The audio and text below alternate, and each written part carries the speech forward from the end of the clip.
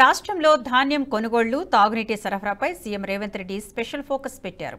వీటిపై ఇవాళ మధ్యాహ్నం 2 గంటలకు సెక్రటేరియట్లో సంబంధిత శాఖల అధికారులతో సమీక్ష నిర్వహించనున్నారు. రాష్ట్రంలో ధాన్యం కొనుగోలు కేంద్రాలు, వడ్లకు కనీస మద్దతు ధర అంశాలు, మార్కెట్లలో రైతుల నుంచి వస్తున్న ఫిర్యాదులపై చర్చించనున్నారు.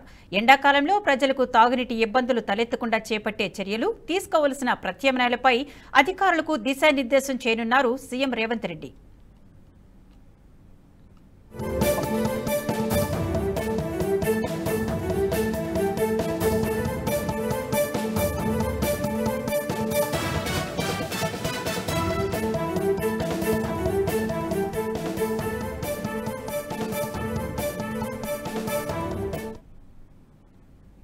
ధాన్యం కొనుగోళ్లపై ప్రభుత్వం సీరియస్ గా ఉందని సీఎం రేవంత్ రెడ్డి స్పష్టం చేశారు. రైతులు పండించిన ధాన్యమంతా కొనేందుకు ప్రభుత్వం చిత్తశుద్దితో ఉందన్నారు.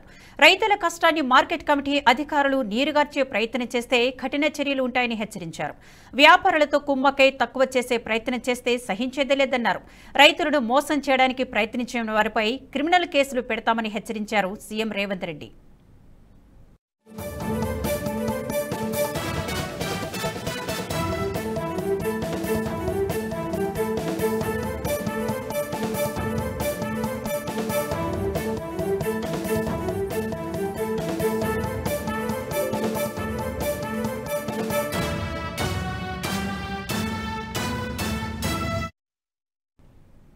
ఈ వీడియో మీకు నచ్చినట్టయితే లైక్ చేయండి, 10 మందికి షేర్ చేయండి. అలాగే కామెంట్ల రూపంలో మీ అభిప్రాయాలను మాతో పంచుకోండి. Nationalist hub group of channels ను సబ్స్క్రైబ్ చేసుకుని తెలుగునాట జాతీయవాద జర్నలిజాన్ని ప్రోత్సహించండి. ఈ వీడియో కింద ఉన్న బెల్ ఐకాన్ పై క్లిక్ చేయడం మర్చిపోవద్దు.